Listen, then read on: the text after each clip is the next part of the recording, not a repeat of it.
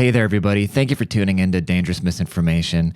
Join us today as we will be touching pressing topics such as breastfeeding, gender ideology, bringing back lockdowns, and much, much, much more fun for the whole entire family. This is Dangerous Misinformation.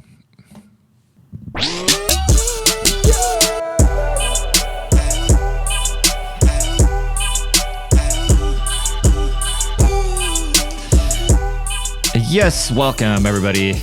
Well, greetings. Thank you for tuning in to Dangerous Misinformation, the only place in the world where we love everybody. We make fun of everything. I am your humble narrator. My name is Rodney Smith. You can find me on all social medias at Lord Petty, some sort of forms of underscores. Hit me up on there. You can send me an email at lordpettypodcast@gmail.com. If you have any questions, feedback, contributions, anything like that to the show, hit me up on there. If this is your first time tuning in, I want to welcome you. Like I said before, this podcast is called Dangerous Misinformation because that is anything in the world that is not just a mainstream agreeing with the lizard people talking points. So if you've been looking for a quick 15 to 20 minute podcast without traditional viewpoints and very non-PC viewpoints, and not even viewpoints, just a little way to get caught up on what's going on in the world and have some fun and tune out for a little bit, this is the podcast for you. So I appreciate you being here, everybody coming back for more. Hope you're having a great day. I want to thank you for being here again, and let's dive into it. Let's jump into it, my friends. And the first thing I want to talk about is I've been seeing this movement, okay? And this movement is hard to miss because I'm a guy and I pay attention naturally to certain things. My inclinations are to jump at certain visual stimulants, okay? And I would be a big, bold-faced liar to sit here and tell you that I do not love me some titties. Everybody does, okay? Titties are just a very beautiful part of life, and I think that's something we can all agree on, okay? And it's not like that makes everybody a disgusting pig who likes titties. We all like titties. Even if you're a girl and you see a nice pair of titties, you're going to be like, oh, that's a nice pair of titties.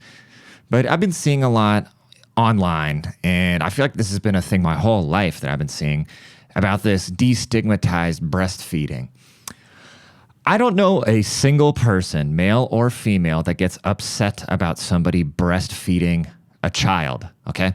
When you talk about, desexualize the nipple, that'll never happen, okay? Because that's just biology. Dudes see some titties, and those are some nice titties. You can't help it.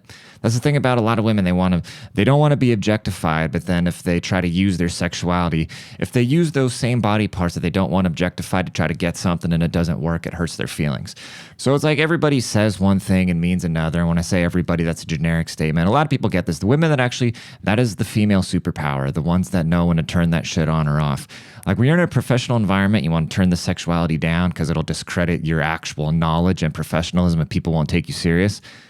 But then if you're trying to make shit move out in, out in the wild and you just use a little bit of that energy, it can go a long way. You sprinkle that shit in your act, but nobody gives a fuck is what I'm trying to say. Nobody gives a fuck about breastfeeding. There's nothing to destigmatize. Feed your fucking child. Nobody cares. But with that, I just think it's like everything we got to put on social media. So now you got to show yourself. So this chick had one titty out and she had the baby on the titty, okay? The baby was sucking on the nip. And then she had her other titty just out for visual effects. And she was like, destigmatize the nipple. Breastfeeding is a normal, beautiful thing between a child and its mother. Yes, it is a beautiful, natural thing between the child and its mother. And you do that wherever you got to do that. But don't have your titty hanging out and then expect me not to look at it and then call me what is even the point? I don't understand. Is it saying that you're not supposed to sexualize the titty or you're not supposed to be upset about the titty being out? Like, somebody explain this to me. Please explain this to me. Explain this to me like I wear a mask alone in the car, okay? Explain this to me like I do not realize that Joe Biden has dementia. Explain this to me like I think that Kamala Harris is a great public speaker. Explain this to me like I think that there should not be age and term limits in Congress. I need this broken down to me in simplest terms, what the fuck the big deal is about breastfeeding. Nobody cares. Everybody understands that the baby's got to suck on some titties. And so if the baby's got to suck on some titties, if you do it on a park bench, nobody cares. Nobody's like, oh God, look at this scumbag ass broad titty feeding her child. Nobody cares. We realize the baby's hungry. I get hungry. I've been trying to bulk and it's hard as fuck. So I wish I could honestly get a big old glass of breast milk because I think there's a lot of protein and calories and fat in there.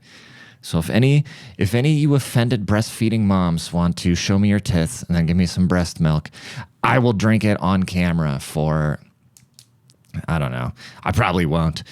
But I don't know. I think I would try it. If somebody put a glass of breast milk in front of me, all right, and it wasn't, if I knew her diet, all right, like I don't want some bottom of the barrel, like Cheetos and Top Ramen eating breast milk. Like I want somebody who's eating organic meats, organic vegetables, who gets a little bit of sun every day. And I know that's hypothetical coming from a pasty guy, but that's just my complexion, okay? I get enough vitamin D. I want a nutrient efficient young lady to give me the breast milk if I were to ever try it. I wouldn't drink it right out of the titty though, because that is some perverse shit. Yeah, and I don't. I only want a woman's breast milk, okay? I know we've been saying that men can lactate lately, but yeah. I had a friend, his name's Jordan. He was so funny growing up. He was the guy, everybody had this kid growing up that would show you all the nasty porn, you know, like chicks squirting milk out of their vaginas and stuff like that.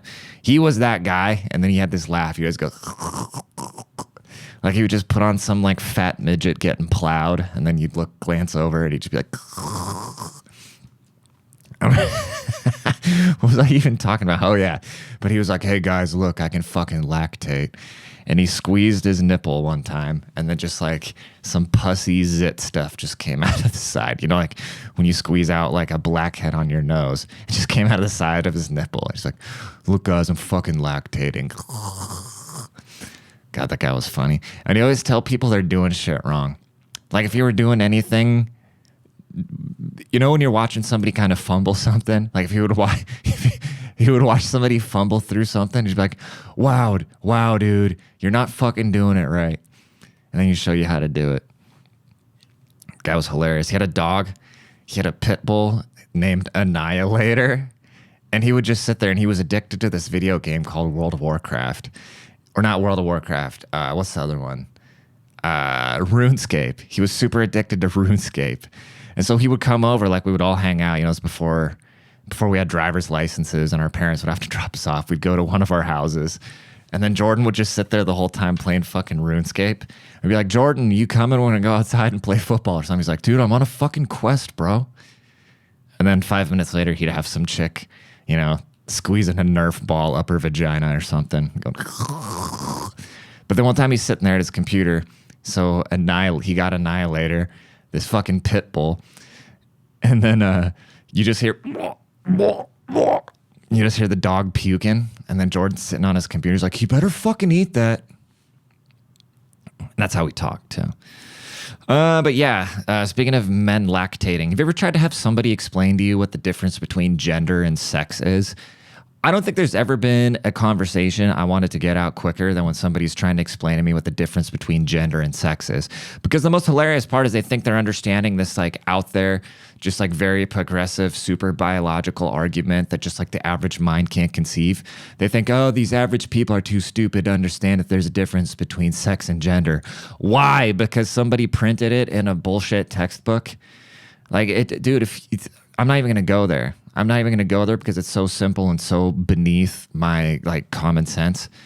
When somebody's trying to explain the difference between sex and gender, they're like, "Oh, well, I don't even know which one they say is which, but there's men and women, dude." And if you look, if there's a guy that thinks he's a chick, right? And if you misgender this person, then this person that's pretending to be the woman starts puffing his chest out and wants to fight you, right? That's a pretty bro-y thing to do. And then if you're a opposite, right? If you're a she-he, so then if you're a woman that's pretending to be a man, and then you say, "No, you're a woman," she'll start crying, which is a very chick thing to do. So, yeah, dude. The fucking they thems, bro. Whenever somebody has they them in their in their bio, those are 90% of the people that hate me, that find me, that just say like, "Your mother should have swallowed you," and all that kind of shit, you know, like the loving left. They're always they thems. And this is what I wish. I think we need to bring back COVID lockdowns so the they thems and all these people just stay home. Remember how awesome it was? All of a sudden it seemed like the average population just got thinner, healthier, more attractive, nicer, kinder. Crime kind of went down a little bit. All these people would just stay home. So if we bring back the lockdowns, right? If we say, oh, we should do a conspiracy where we say, oh, COVID's back in full effect. So then all the lunatics, they'll just stay home. Then the rest of us can get back to not having a bunch of traffic and not having to look at a bunch of fat troglodytes because they're all going to be at home after they get their free donuts to go get their 6th booster. And the rest of us can just go about life. Remember how nice life? I loved quarantine, dude. I absolutely loved quarantine. I hate what it did to some of my friends. It caused a lot of mental problems in a lot of my friends. But for me at the time, because I was dealing with something else, all of a sudden it's like, okay, I get this time off from work. I get to get healthy again. I'm still getting paid. I go ride my motorcycle and there's nobody out on the streets. I go anywhere. I mean, it'd be stupid when I remember I went into an Applebee's at one point and this fucking nerd, we sit down at the table, take our masks off. He's like, oh, I need you to move to a different table. So we moved tables like 5 feet away and the guy comes up. He's like, sir, you need to wear a mask. And I'm like, bro, I'm just moving table. He was like, yes, when you're not at a table, you need to be wearing a mask. And that was kind of the moment that I was done with Washington. I was done with a lot of things at that point, but that's when I knew I was done with Washington and I'm going to move to fucking Texas. Well, I don't know if that's what I actually thought in that moment, but 2020 is always hindsight. And in my little Deutsch brain, that's how I remember. Yeah, Washington was crazy during COVID, bro. I remember when I came down to Austin to visit in the summer of 2021. When I broke my ribs, I got T-boned by a transvestite in a go-kart. But I came down to Austin for a week, and it was crazy because that week I didn't meet Joe Rogan, but all of a sudden Joe Rogan's like a couple feet in front of me. I met Tony Hinchcliffe. I met Danny Brown. I was meeting like a bunch of the comics. So like I wanted to be a stand-up comedian at the time. And so I was like kind of just really engulfed in that scene. And this was before like the mass influx came in, right? This was at a point where like if I'd watch Kill Tony, I would basically know all the people that go on the show, like all the contestants or whatever you want to call them.